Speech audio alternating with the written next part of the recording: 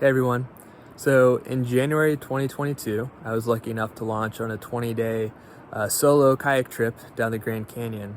And I had done a previous trip like this back in 2014 and made a more formal documentary back then, and I'll throw in a link to that below.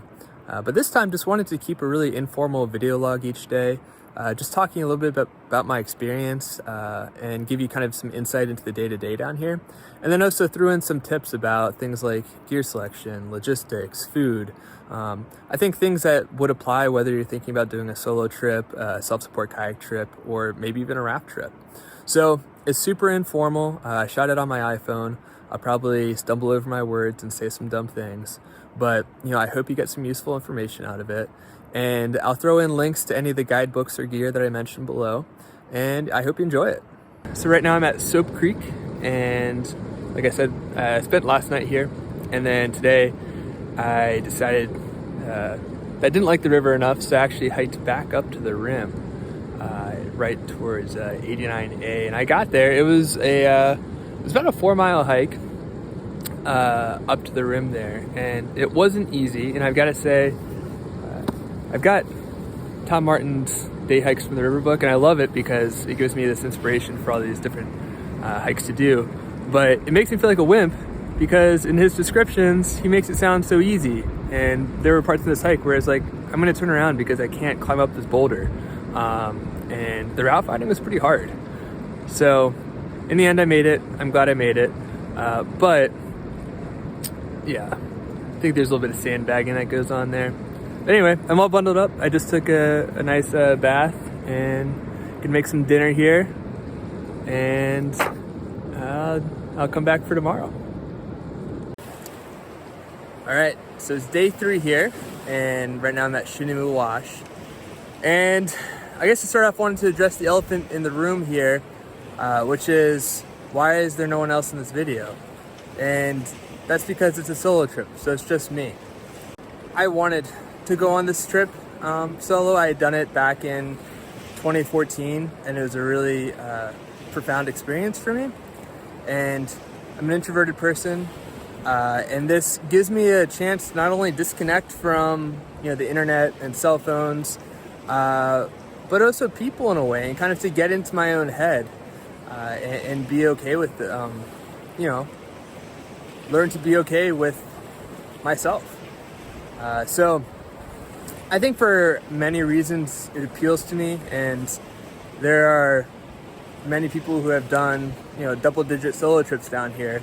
So it definitely speaks to a certain type of person, and I think people usually know if that's something that they're interested in or not. There's obviously a safety aspect of it too. I'll probably talk about that in a later video. But yeah, that's how it goes. And why a winter trip? It's pretty simple. I mean, permits are never guaranteed, but they're a little bit easier, or a whole lot easier to get in the wintertime, especially if you're flexible. And so I actually grabbed this as a last-minute permit about a month ago. And logistically, it's super easy for me to put together a trip by myself because I don't have to wrangle anyone else, and I know my schedule, I know my gear. So from that aspect, it's nice. Although it is cold in the mornings, and the first few days, I usually wake up to a frozen water bottle, and then it gets warmer as I go down. So what did I do today? I started off at Soap Creek, and then came through House Rock in the Roaring 20s, which is a super fun section of whitewater. It's a little more continuous than you usually get in the Grand Canyon, so lots of read and run, some big waves along the way, and was just able to stop here at Shinumo. One of my favorite places in the Grand Canyon is actually Silver Grotto, and that's because the first time I did a solo down here, I climbed up in there, and it's this beautiful reflective pool, and it really hit me for the first time that I was completely alone, and that's an experience that I'll always remember. And so in a lot of ways, coming back to Silver Grotto was like visiting an old friend. Unfortunately, this time it wasn't as reflective, and there was a little bit more algae in the water, but it's still good to climb up in there. And then I'll hop back in my boat and go just a few miles downstream over to South Canyon, and maybe lay over there, so we'll see. Anyway, tune in tomorrow. See you later. Welcome to day 4. I'm here at Redwall Cavern, taking a little break, soaking up the views. And before I start, I want to make an addendum to yesterday's video. When I said getting away from people, it's not that I don't like people. I'm not antisocial, but I think the point I was trying to get across is it's harder to find that stillness and introspection when you're doing a river trip with a group of people versus when you're alone. It's easier to, get that type of experience. And also I wanted to add for winter trips, obviously a con is the temperature and the weather, but there are 2 pros. One is that you can do a longer trip. So you can spend 25 days to Diamond and then 5 days below to Pearce. And then also there's less competition on the river because there's only 1 launch per day. And so I haven't seen anyone yet. This is day 4. And so I don't really have any competition for camps or sites to go to. So you really feel like you have the place to yourself. Anyway, so today I wanted to talk for a second about food, and I recently rediscovered my favorite snack food, which is dried mango. These have the sugar on them, which makes them better but worse for you, but super good. And this is a 2-pound package, and you can tell I'm not really rationing because it's day 4 and I'm almost done with it. So if you're not eating your best food, you're not eating your best food.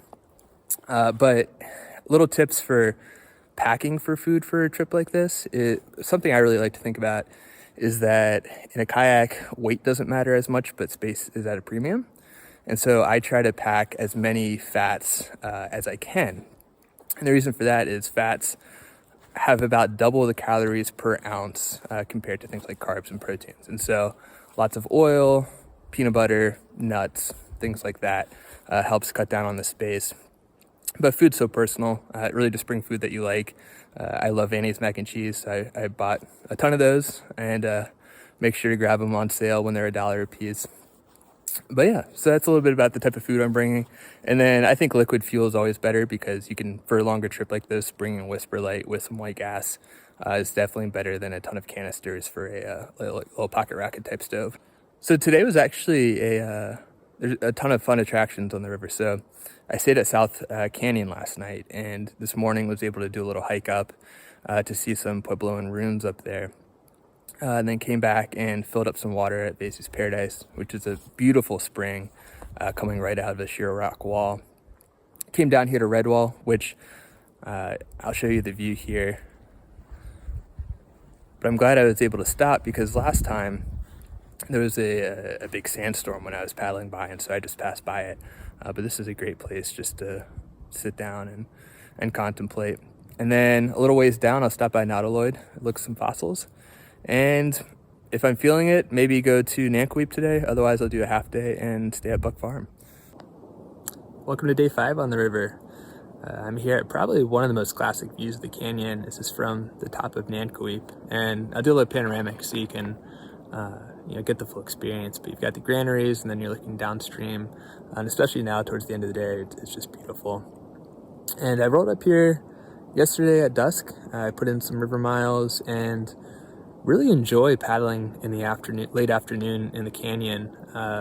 The sun's not as harsh. The canyon walls start to glow. You get a little bit of an upstream breeze, and then I feel like the smell of just the river and the sand really comes out. And so it's by far my favorite time of the day to paddle, and really enjoy just making miles and looking around and kind of being in awe of where you actually are.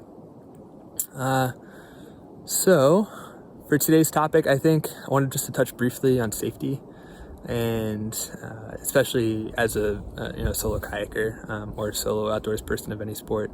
I think the first question is you need to kind of weigh the risk-reward ratio for yourself and figure out, is this the type of experience I want to have? Do I have the skills to do it? What am I looking to get out of this? All those things. But within the canyon, I think in some ways the river is actually not the most dangerous part. I think the side hiking and like the climbing that you do to get to some of these places can be just as dangerous, if not more. And the reason being, especially if you're alone and you fall off a tall rock, and you break a bone, break your wrist, you're going to need help. You need to get out of there. And so I think the biggest thing you can do is really be conservative in what you decide to do. And so I really try not to, do any moves that I'm not 100% confident in. And then the other part of it is I wear kind of these kayaking shoes that have sticky sole on them. And so trying to really set yourself up for success by using the right gear that sticks to rocks well and gives you that traction you need so you're not slipping around. And then on the river, there's a couple things I do. And I think first and foremost, I don't anticipate ever swimming on the river. You want to have a bomb-proof roll, but everyone's between swims and there's always that possibility. And so you want to rig your boat in a way where if you did swim, you're not going to lose all your gear. That's number one. And then it's also a cold river. So in the wintertime, you want to be wearing a dry suit. And so having that right gear to stay warm so you're not getting hypothermic out there. Always wearing a life jacket, wearing a helmet. And then really the last resort, which is something I always carry with me, is a satellite communication device. So this is the inReach. And so it allows me to text people in the outside world. I can email the park service, dispatch. And so if an emergency really did come up and I needed to be evacuated, I have people I can reach out to. I have an SOS button I can push. Obviously would never want to use it, but it's there if I need it. And it's also kind of it's nice. I can send my family, a message every night just saying that I'm okay. They know where I am. It puts them at peace as well. And so I actually carry this everywhere with me. And even when I'm on the river, I have a little bag that has the inReach, a lighter, a snack, and then a signal mirror. And so that's kind of like my emergency kit. Super bare bones, but it goes in the pant leg of my dry suit. So that even if I was totally separated from my boat and all my gear, I still have the capability to communicate with people and get help. So that's just a couple ways that I try to mitigate the risk that is there and make it a safe trip. So anyway, tomorrow I'll be headed downstream, trying to do the Tabernacle hike within the next day or two. So I will see you then. So it's day 6 here, and I'm stopping for a quick break for lunch at the Little Colorado River here, which is just beautiful with its turquoise waters flowing into the Colorado. And came from Nankoweap today, and there were quite a few actually river parties out there. I think we're all on a similar schedule, and so it was fun to talk to them and hear about their experiences and where they're headed. Today the weather is actually quite a bit colder.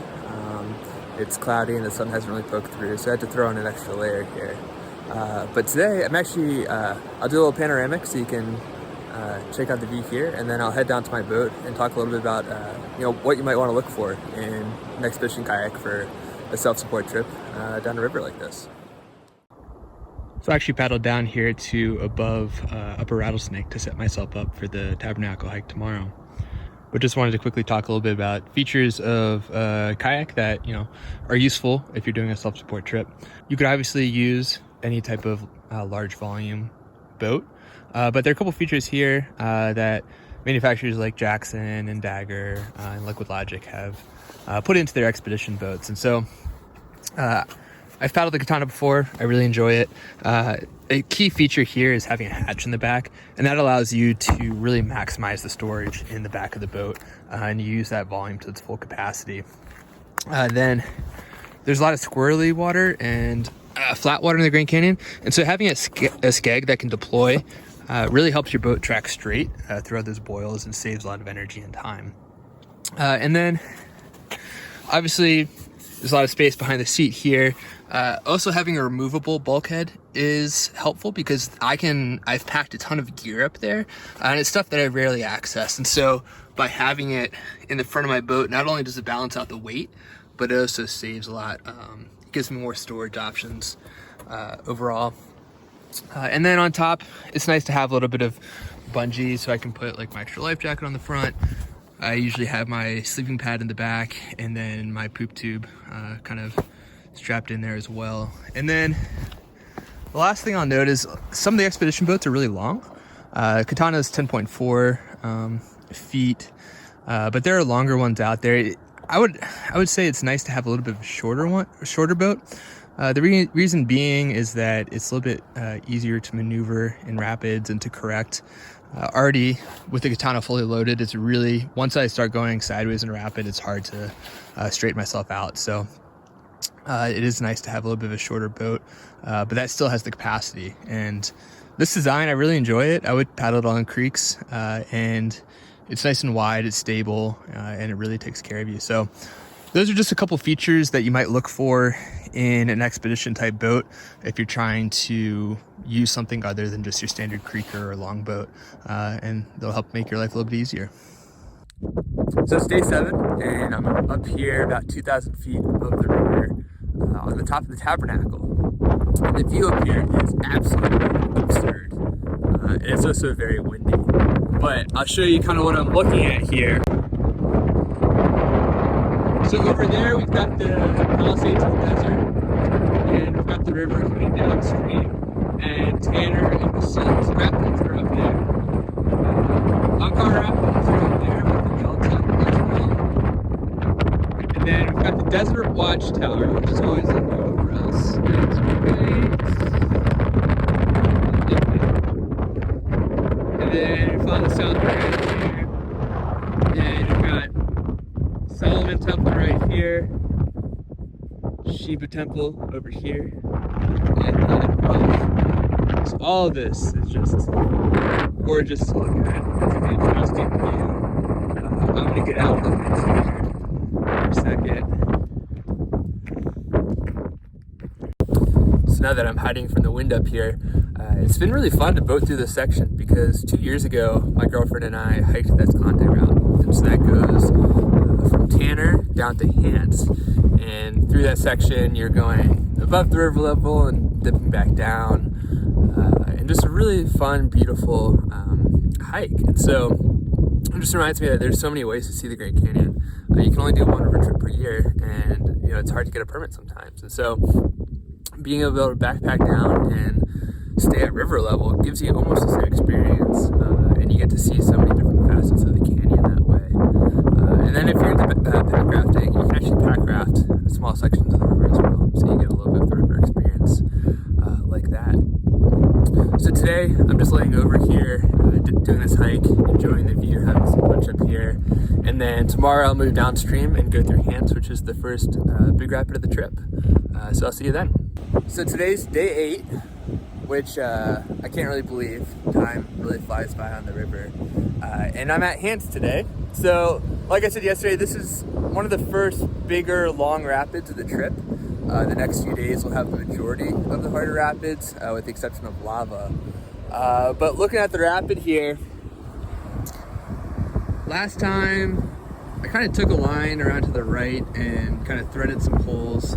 But now that I'm a little bit older and my prefrontal cortex is a little more developed, I'll probably start off right and work my way into the center and then to the left to avoid a lot of the bigger stuff and just play it safe, especially in a big loaded boat. And then a couple more rapids and I'll stop right before Phantom today. And once I get to camp, I'll talk a little bit about the type of groover or poop tube a lot of kayakers use for self-support trips. All right, let's talk about poop. So here in the canyon, it's everything you carry in, you have to carry out, and that includes human waste. And so on a raft, you usually use an ammo can, and that's called a groover. But for kayakers, that's not really practical from a size standpoint. So usually we use something called a poop tube. So this one's made out of PVC. And if you want to build one, basically you have an end cap down here that you use a glue to attach to a PVC pipe. This is riser pipe, which is a little bit cheaper than like your white Schedule 40 PVC, but it's the same specs. And then on top here, I have a test plug. And so this essentially uses a wing nut to tighten down and forms a really good grip, but it's easy to take off. Don't worry, I won't show you inside here. Some people use kind of like a threaded cap. That's another option. It's a little bit bulkier. The one thing to keep in mind is PVC is super expensive these days. And so this is a 6-inch pipe. And while it's more expensive, it gives you a ton more capacity. So I think off the top of my head, I think the volume formula uses the radius squared.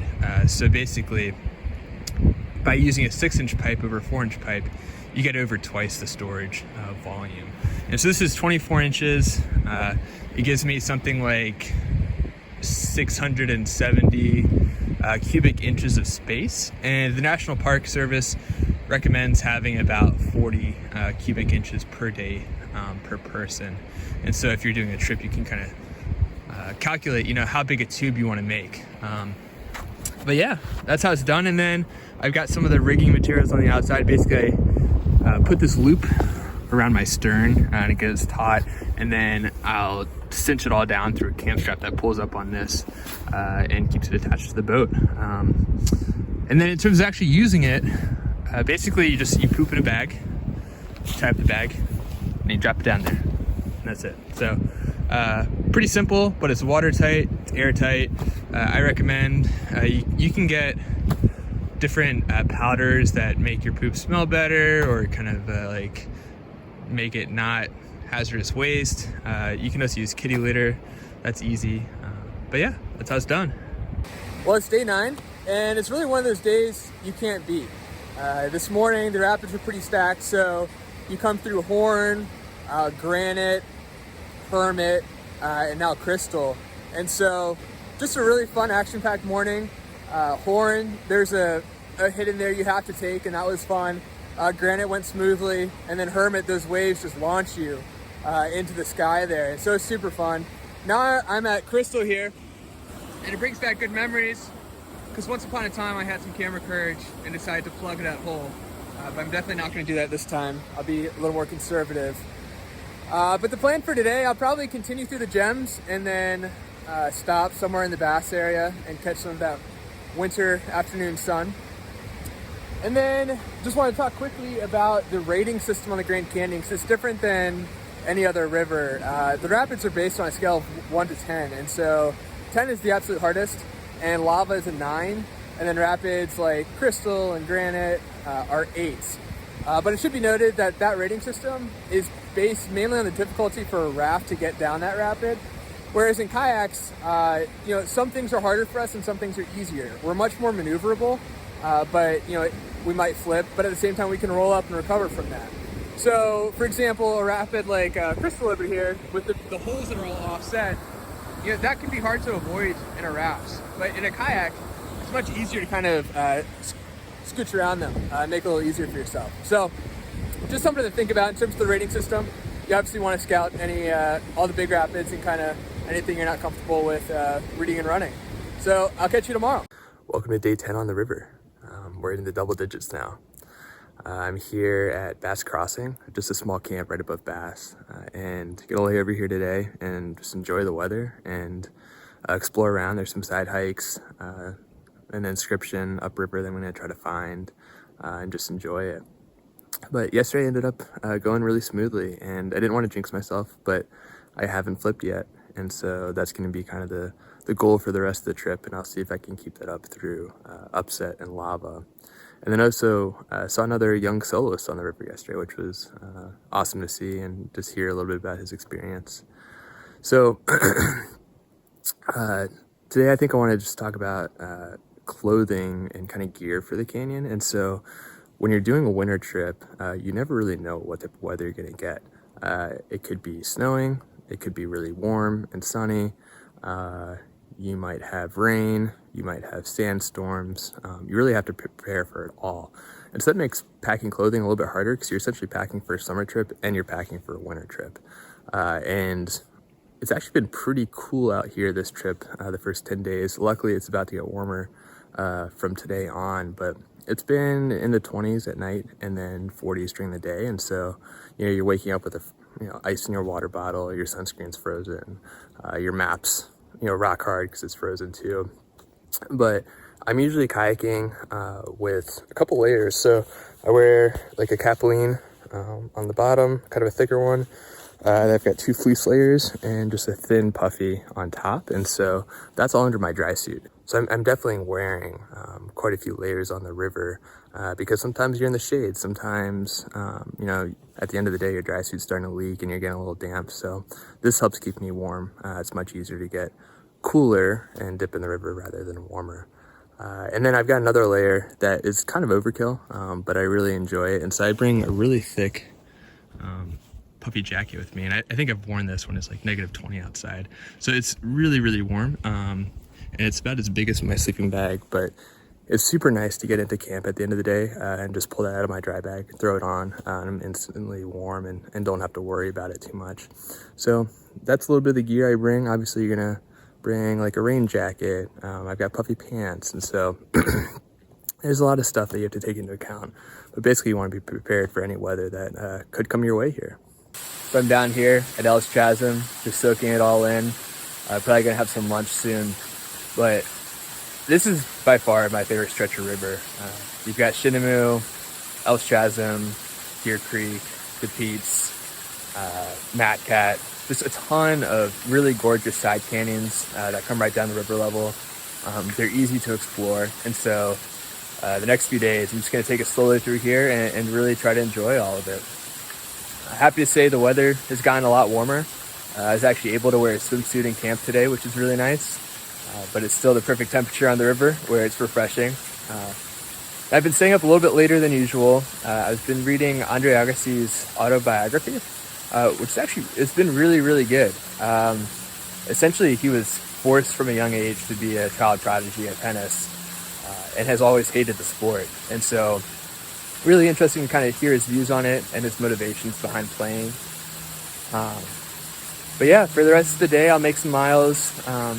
It's an easy day. I'll go down to Blacktail and just enjoy the stillness of the canyon down there. And then later I'll talk a little bit about using a solar charger versus a power bank when you're on a self-support kayak trip like this. So I wanted to talk a little bit about powering electronic devices in the canyon, especially when you're kayaking. And so some of these camps only get direct sun from 11 a.m. to 3 p.m. or even less than that. That's just kind of how it works in the winter here. And so in the past, I've never really wanted to rely on a solar charger, so I'd always bring a bunch of power banks. And so like this is the Anchor Power Core Slim. I've got 2 of those and then one larger one as a backup. And so in the past, I've charged all those up and just relied on them throughout the trip to charge my electronics. But this time I wanted to play around a little bit and actually picked up a solar panel from Renogy over here. And the reason I got it is it's not the most powerful one out there, but it's really small. And so it folds up, it's about the size of a book. It's even thinner than that. And it fits really well in my Pelican 1200 case. And I can use it to recharge these power cores. And so what I do is on the day-to-day, I use the power cores to charge my electronics, especially if it's cloudy outside. And then if I'm laying over and I can get, extended direct sun, then I'll put out the solar charger and recharge the power banks from there. And it's worked really well. With these Power Core Slims, I can recharge it about 3/4 of the way with a day of direct sunlight. And so that'll recharge my phone about 3 or 4 times. And then, I can charge my camera, my headlamp, my phone, my InReach, all those other devices. So I really liked it. It works out well. It's compact and fairly durable. So those are just some ideas on how to charge electronics down here. I gotta add one more thing to day 11 here. Look at that. I was literally putting on my dry suit. It's not like it tore. It just literally a piece just like came out. So I'll have to work on repairing that today. So it's day 12, and it's that time of the trip where I start to get a little sad, because even though I'm just a little over halfway done, it feels like there's just not a lot of time left, and there's so much more I want to do down here, things I want to see. So I'm always wishing I had a little bit more time to explore. But the good news is that it's been really, really nice weather down here. Bluebird skies, warm, really nice to be on the river. And also happy to say that I was able to fix my dry suit gasket and my arm is no longer wet all the time. And the plan today, I'll head towards, I'll go through Bedrock and Dubendorf and then camp in the Tapeats area. And today, I just want to talk quickly a little bit about the kind of classic character of the rapids on the Grand Canyon. Because while a lot of the river is flat water, there's also a ton of rapids. And so if you were to get out and scout every little riffle or rapid that you come across, it would be really, really slow going on the river. So you kind of want to have a framework for your bread and butter type of rapid so you can read and run it efficiently. So here I'm at Forster Rapid, and it's got most of the classic features. So First thing I do when I approach one of these rapids, I always want to make sure I can see the bottom of the rapid beyond the horizon line. That just lets me know where things end and what features I should be looking for. And then at the top, you'll look for a green glassy tongue. So here you kind of come in right of center on the center of that tongue there. And then that tongue inevitably leads into a wave train of sorts. Some rapids have bigger waves, some have smaller waves. So you've got the wave train here, and then you got the tail waves, and then flat water beyond. And so from the top, I want to make sure I can see the wave train, because that just lets me know where the current is moving. If current is backed up behind a hole or piling up on a rock, that water's not going to be moving, and that's telling me that there's a feature there that I don't want to be near. And super small, like little, rock here that, that's the type of feature you would want to avoid. And you can see how the water is eddying, creating an eddy behind it. And then in general, the channels here are really deep, and so it's very rare that you have to go near any type of rock. So always try to stay away from those. There's no reason to do that. And then near the bottom here, don't let your guard down, because there's a lot of strong eddy lines and lateral waves and such. So you want to keep paddling, power through, keep your hips loose. And this is the part where it really helps to have a skeg, and your boat will just track straight through a lot of those boils and such. But yeah, that's kind of what a basic rapid looks like down here. And usually what it turns into, everyone has their own comfort level, but usually for rapids rated a 5 or below, that's kind of like reading and running for me. And then some of the 6s, that's kind of 50-50. If there's a feature I can't see really well, maybe I'll get out and take a quick peek at it. Otherwise it's read and run. And then 7 and above, I'll always get out and just kind of see what's going on, find a line, and then go from there. Welcome to day 13. I'm here at Deer Creek and super excited to be here because I actually found a trail that was new to me that brought me directly from Tapeats Creek down here to Deer Creek. And the reason I'm excited about that is it allows me to turn this into a true loop hike, where I can go up to Surprise Valley after this, over to Thunder River, and back down to Pete's to camp. So super stoked on that. And it was probably the highlight of the trip for me. It was a really beautiful trail, good views of the Granite Narrows down below. And funny enough, whoever had done the trail just previous to me had the exact same shoes. So I was essentially following my footprints throughout the whole time. But I'm probably chasing daylight here, so I'll keep today's tip short. But I would say if there's one thing that you should never forget on a Western River trip or in the Grand Canyon, it's hand lotion. And I'm being completely serious, it's not a joke. The air out here is so dry that your hands start cracking almost immediately. And that's only amplified when they're getting wet and drying. And then in the winter time, where they're essentially going through a freeze-thaw cycle over and over. So in my expert opinion, I think Gold Bond is the best. It moisturizes really well, and it doesn't have a slimy feeling afterwards. It's kind of tacky, which is really nice.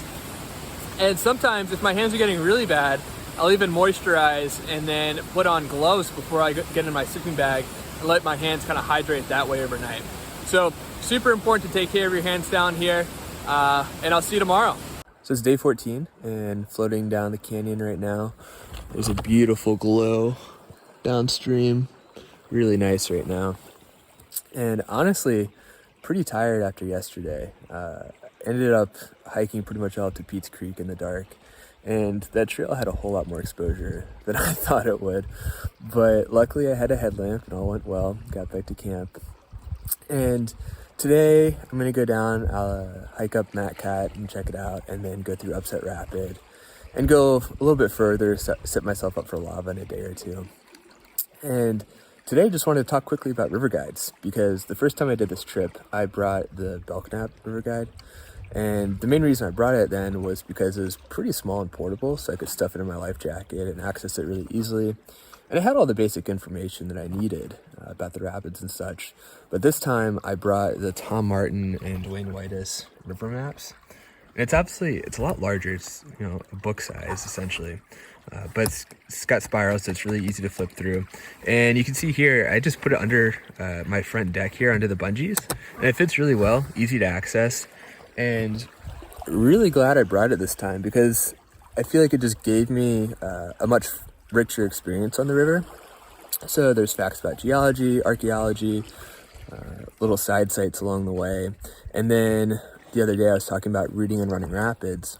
And having a quality river guide like this gives me a lot of data before I even see that rapid. So I know what features are there, what the typical line is, and things to anticipate like that. So overall, I feel like bringing a more thorough river guide gave me a much richer sense of place, and was definitely worth it this time.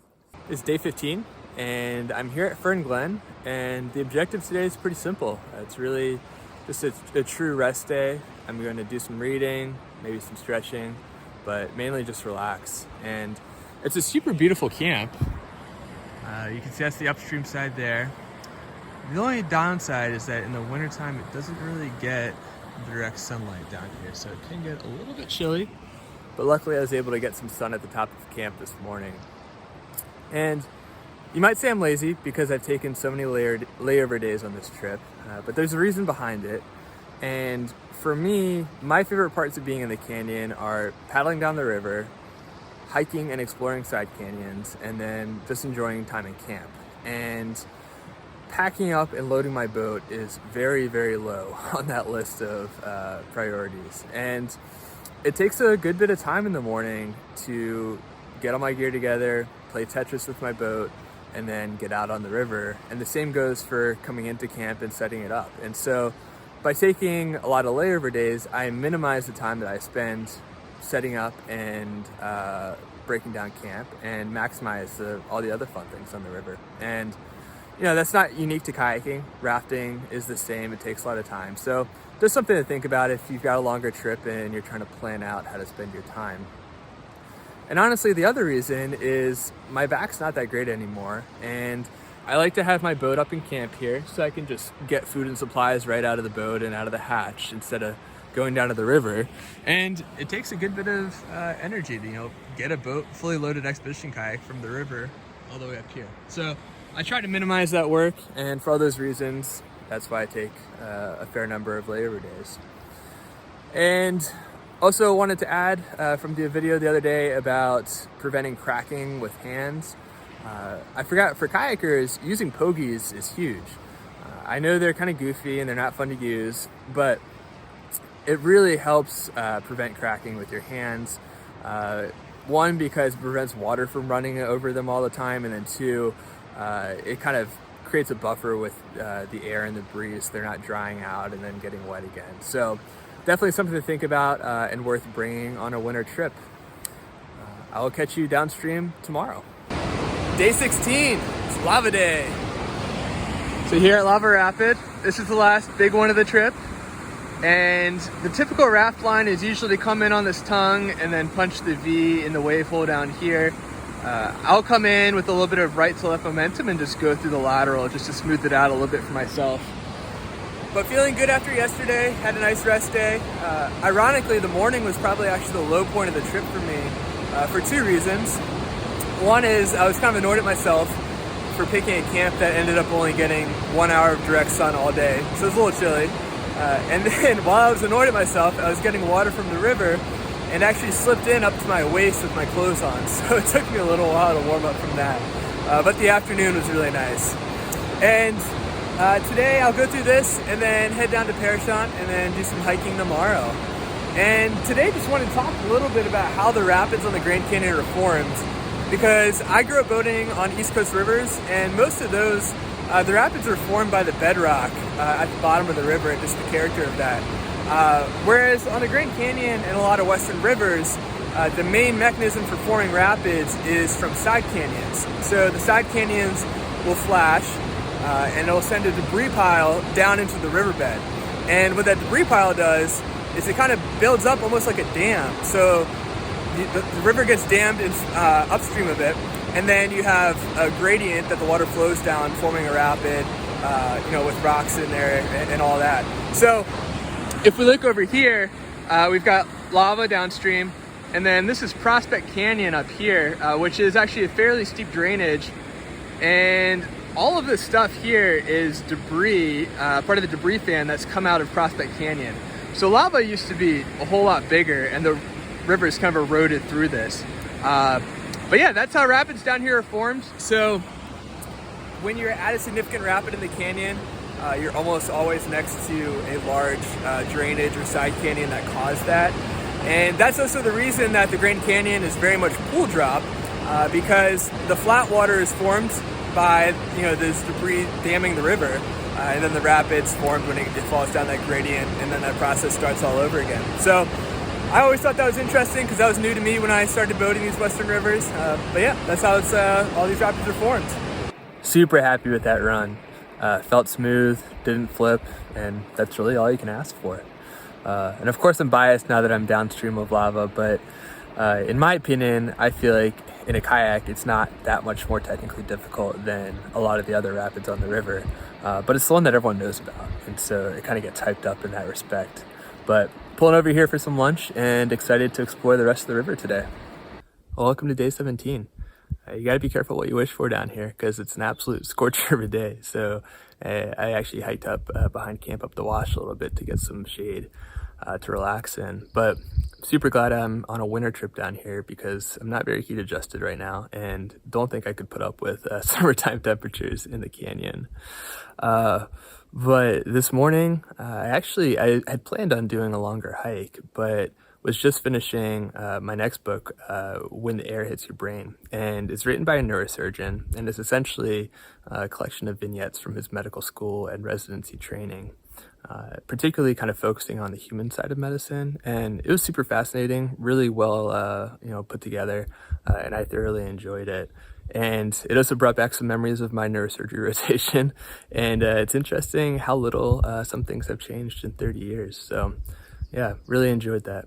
And then went on just a small little jaunt to check out an agave roasting pit near camp. And so there's lots of signs of kind of ancestral Puebloan settlements in the area. And so it was interesting to see that and kind of imagine what life used to look like down here. And this afternoon, I'll probably just go for a little swim and continue to take in the sights and sounds of the canyon now that the trip is, coming to a close slowly. But today I wanted to touch briefly on the permitting system for the Grand Canyon because I know for a long time I didn't really understand it and I just never put in for a permit. But this is by no means comprehensive, but just a couple kind of big picture ideas with it. So once a year in February, right now actually, they hold the main lottery for the upcoming year. So right now you can submit an application for 2023 trip down the Grand Canyon. And it's a weighted lottery. So if you've never been down the canyon before, you start off with 5 points. And if you go down the canyon or you win a permit, that gets reduced to 1 point. And then for each year you haven't been on the river, you get a point added back. And then if you go down the river, it goes back to 1. So that's kind of how the cycle goes with the points or the number of entries you have in that lottery. So you enter that main lottery, and then even if you don't win that, there are follow-up lotteries throughout the year. So if a trip leader who had won a permit can't go anymore and cancels their trip, then that date may be re-released in a follow-up lottery just a couple months before that date. So you'll get an email, have a number of dates, and then you can submit your application for those. And then from there, it actually doesn't end because if someone wins a follow-up lottery, but then can't go on that trip, or just turns down the permit for some reason, you might actually get a phone call or even an email if you're next on the list from that lottery. So those are all things to think about. That's kind of how it works. You really do have to plan quite a bit in advance if you're entering that main lottery. So yeah, always good to look at your schedule for the next year and try to figure out, when you can make it down here and then turn in that application. Welcome to day 18. I'm here just a few miles upstream of Diamond Creek. You can actually see Diamond Peak just came into view down here. Which kind of signals the end of the trip for a lot of people. But had a really nice morning. I got out a little bit earlier than usual, and the river was just really calm and still. And it's a good experience out there. And a couple of larger rapids between camping here, but for the most part, a lot of just continuous riffles. And that was really fun because you feel like you're almost on an amusement park ride the whole way down the canyon. And then this afternoon, I will head towards Separation Canyon. That's the plan. If I get there and there's a lot of daylight left, I might push further. We'll just see how it goes. But seeing as I'm right above Diamond Creek, it seemed fitting to talk about the takeout options for the river. And so there's really two main takeouts that people use. You've got Diamond Creek at mile, I think, 226, and then Pearce Ferry at mile 280. There is a third option at South Cove, but there's a super Narnar rapid right after Pearce Ferry, and so I'm sure there's some people that have run it, but it's not something that's really commonly done or that you would want to do before taking out your trip. So essentially there's really two options. And some pros and cons with go to each. So Diamond Creek, you take out before the flat water and before the lake section. So you kind of get to maximize your time and what you could consider like the pristine part of the canyon. The downsides though, it's on reservation territory, so there is an access fee to use it. And then the road's a little bit less predictable, and so it follows a creek bed for much of the way. And so if there's a flash flood, it might wash out the road, and it could take a couple of days to get it to be passable again. So that's something to consider for your trip. And then for Pearce Ferry, the pros with it, the road's always passable. There's no access fee to use it. The downside is you do have to paddle those 54 miles from Diamond to Pearce, and there is current through it, but it's largely flat water. And there is canyon to explore down there. Like I said, for a longer trip, you could spend up to 5 days between Diamond and Pearce. So I haven't done a ton of exploring down there. I feel like usually when I get to this part of the trip, I really try to maximize my time up to lava and then make some miles. And so maybe in the future, I'll take a little bit longer down there, but I'm doing kind of big days now just to kind of get through it. But I think there is another important aspect of going to Pearce at least once, and that is you get to see the effects of the dam on the river. And so Grand Canyon is dam released, which means we can boat it year round, which is great, but it comes with the downside. And so as you head towards Pearce Ferry, the banks of the river actually turn from the stone of the canyon that you're used to into these huge silt riverbanks as the river flows through it towards the lake. And that's because the lake levels have just been dropping over time. So you do get to see kind of the consequences of the dam on the river, and it puts things in perspective a little bit. I also feel like it offers a little bit of closure. You start to see more helicopters down there, and then with the silts, it just feels like you've really exited the canyon, and maybe makes it a little bit easier for me to end the trip there. But I'll be making some miles. I'll go through there fairly rapidly, and I'll meet you downstream of Diamond. So it's day 19, and it's my last full day on the river here, and making my way through the flats from Separation Canyon to probably just before Pearce Ferry, since I can't camp out there. And I felt bad yesterday for calling this part of the lower canyon not pristine. And I mean, the truth is there's a ton of beautiful canyon, and then around mile 260 is where the silt banks and the helicopters and motorboats really pick up. And you can see the silt banks down here. I'm at mile 262. So that's all the sediment that's fallen out of the river when it was essentially lake down here, and as the river level's fallen, or the lake level's fallen, it remains. So at this point, the river definitely does not look like you were used to in the canyon, but it's kind of like a meditative exercise just to paddle through the flats, and I like it in a way. So luckily I've got a downstream breeze. But yeah, so it's going well so far. I probably do about 40 miles today. And I should have talked about it earlier, but a big goal of mine with these videos is just to show that it's possible to do long self-support kayak trips in the canyon, because I think a lot of times people feel constrained by food and space. And the truth is, for a winter trip, I feel like I could get about 12 to 15 days of food in my boat. And for a summer trip, probably even more, since the gear is a little bit less bulky. But for this trip, I did leave a food cache. And so that is kind of a crucial part of it. If you're going to do a long self-support kayak trip, you might want to leave some food along the way. And previously, I had left it at Phantom Ranch. And this time I found out that they don't allow food caches in the Phantom area. So I kind of switched up my plans. Luckily, it worked out. But, I don't actually know exactly what areas in the park these days are, acceptable for caches. I could imagine, though, just thinking about where the trails go, you could leave, you could get down to Hance pretty easily. You could get down to Hermit. You could go to the Ross Wheeler site. So there's lots of ways to hike into the canyon. And that's how I would get my food down there. I would hike in and leave it. So definitely worth checking online, maybe talking with the backcountry ranger about the options there. But if you're trying to extend your trip in your kayak, that's definitely an option. So tomorrow I'll take out. It'll be the end of the road.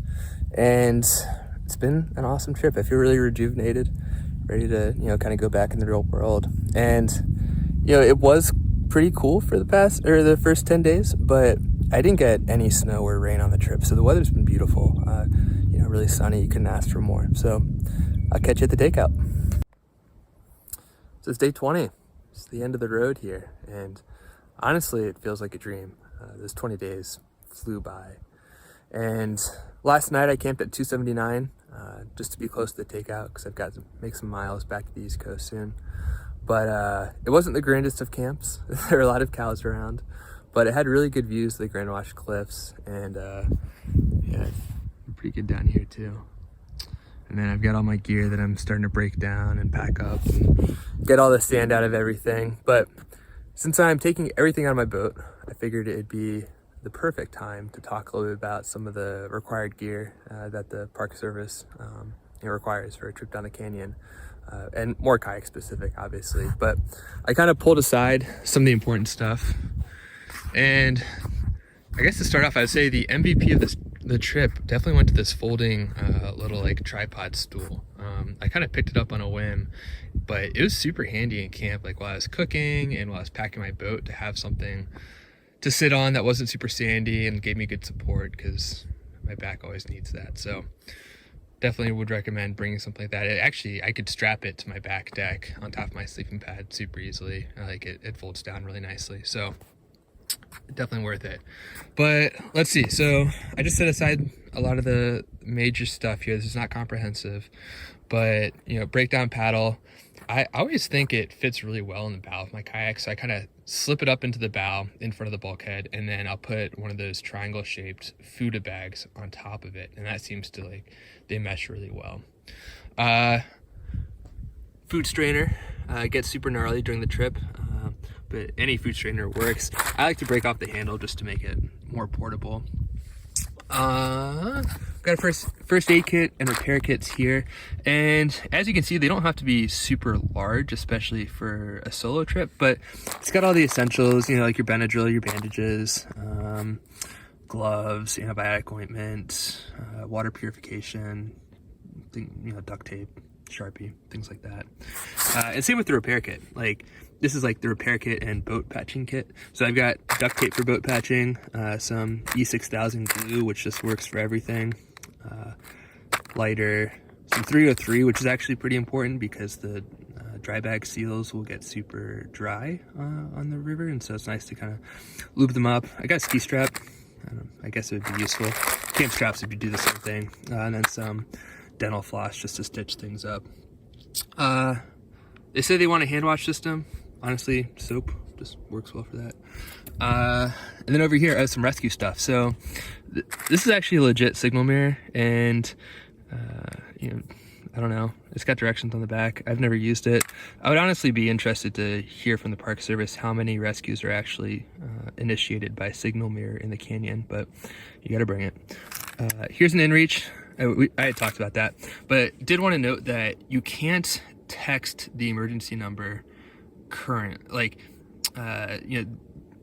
basically you can't text the number that's on your packet for emergencies because it's voice only. So I talked to 2 rangers, and one ranger gave me an email that the dispatch, I guess, monitors occasionally, but not all the time.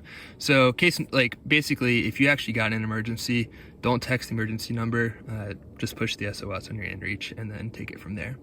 Or text someone on the outside who can then call the emergency dispatch in the canyon.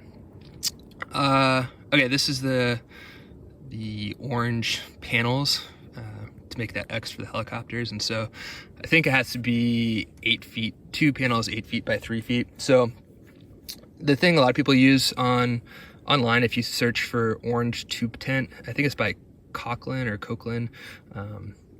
Anyway, there's a tube tent that's essentially 8 feet by 6 feet, and so if you cut that in half, you get the signal panels. But super important, cut it in half because the ranger won't be happy if it isn't 2. And then life jackets. Read the guidelines for how many you need for your trip, but it's always good to bring extra spares because they're really stringent about the inspection. So you can't have any tears, you can't have any patches, you can't have any cracks in your buckles. So make sure to bring good condition life jackets, because it'd be a bummer for your trip to get delayed because of that. Oh, and then here you got to bring the non-commercial trip regulations.